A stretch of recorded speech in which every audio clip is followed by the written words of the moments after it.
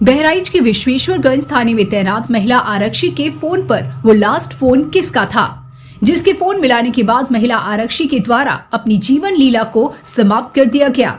बहराइच के थाना विश्वेश्वरगंज में निधि सिंह नामक एक महिला आरक्षी का शव उसके ही क्वार्टर में फांसी के फंदे से लटकता हुआ बरामद हुआ है। घटना की सूचना पाकर मौके पर जिले के आला अधिकारी फॉरेंसिक टीम के साथ मौके पर पहुंची, जिसके बाद जांच पड़ताल शुरू कर दी। पुलिस के द्वारा सभी साक्ष्य जुटाने के बाद महिला आरक्षी के शव को पोस्टमार्टम के लिए भेज दिया गया। परिजनों का कहना है कि वो ऐसी लड़की नहीं थी कि आत्महत्या कर ले। इस वारदात से एक दिन पहले भी परिजनों की निधि से बात हुई थी, तब तक सब कुछ ठीक था।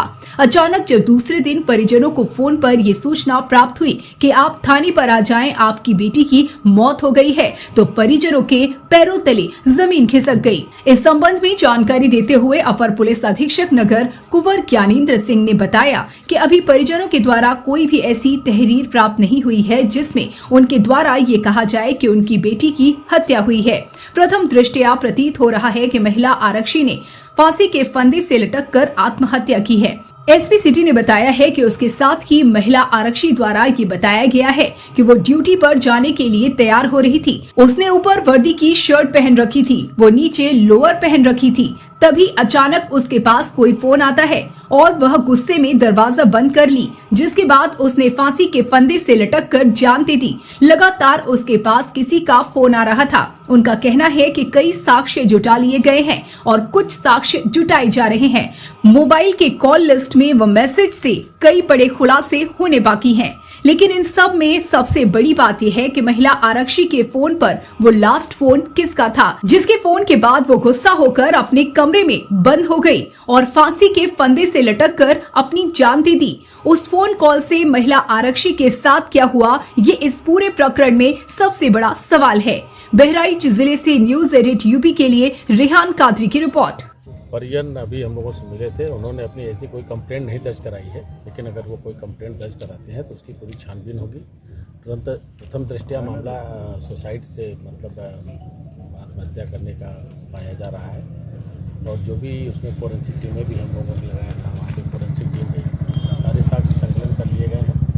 मोबाइल नंबर जो है, मोबाइल में तमाम मैसेजेज आ रहे हैं, तमाम जो कॉल आ रही हैं, उससे भी कुछ सूचनाओं की जो सुसाइड होने की जो प्राथमिक संकेत हैं वो मिल रहे हैं। लेकिन अभी ये कह पाना कि जो है किन कारणों से सुसाइड किया है ये जल्दी होगी, उसकी पूरी छानबीन करके हम लोग स्पष्ट कर देते हैं। बताते थे बड़ा दबाव था, परिवार के लोगों ने बताया कि बड़ा दबाव था उसके ऊपर और कई बार उच्च अधिकारियों से मिली है, फिर भी उसकी सुनवाई नहीं हुई। दबाव जैसा कोई अभी इस तरह का तथ्य सामने नहीं आया है, लेकिन कहीं ना कहीं पुलिस में जो हमारे आरक्षी हैं या सब इंस्पेक्टर हैं, अपनी शिकायतें हैं या अपनी जो है सुविधाओं के लिए अधिकारियों के पास जाते रहते हैं और उनको सुविधाएं और उनको यथोचित जितना बन सकता है उनका मदद की जाती है। तो अगर उन्होंने इस तरह की कोई बात कही होगी तो निश्चित रूप से उनको, जहाँ तक कुछ लोग छुट्टियों की बात कर रहे हैं, तो तमाम लोग जो है छुट्टियाँ, मुझे लगता है कि बहराइच में अन्य जनपदों की तुलना कर ली जाए तो बहुत ज़्यादा छुट्टियाँ हम लोग दे रहे हैं, ऐसा कुछ नहीं है।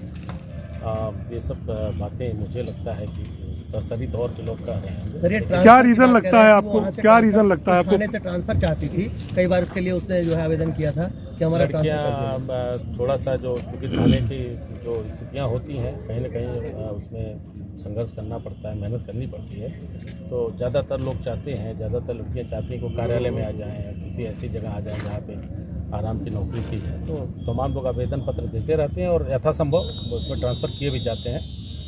इस तरह की भी कोई अभी बात सामने नहीं आई है। सर, आपने कहा कि ड्यूटी पर जाने से पहले उसके पास एक कॉल आई थी जिसके बाद उसने ऐसा कदम उठाया है। क्या लगता है कि फौरी तौर पे क्या हो सकता है? जो लड़की उसके साथ रह रही थी वो उसने बताया कि वो वर्दी पहनी थी, ऊपर शर्ट उसने पहन रखा था, नीचे लोअर पहना था। वो ड्यूटी पर जाने के लिए तैयार हो रही थी, लेकिन उसी दौरान लगातार वो फ़ोन पर किसी से बात कर रही थी और अचानक गुस्से में आकर के उसने दरवाज़ा बंद किया, तो उसके बाद ही उसने सुसाइड किया है। बाद में लोगों ने जब उसको ड्यूटी पे जाने के लिए बुलाने गई तो पता चला दरवाज़ा अंदर से बंद है और वो हैंगिंग उसने किया।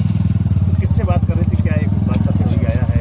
फ़ोन अभी लॉक है और फ़ोन जैसे अनलॉक होता है, जैसे सूचनाएँ मिली, कुछ प्राथमिक सूचनाएँ हम लोग के पास हैं, उसको और पुष्ट कर रहे हैं। जब पुष्ट हो जाएगा तो बताएं। ठीक, धन्यवाद सर।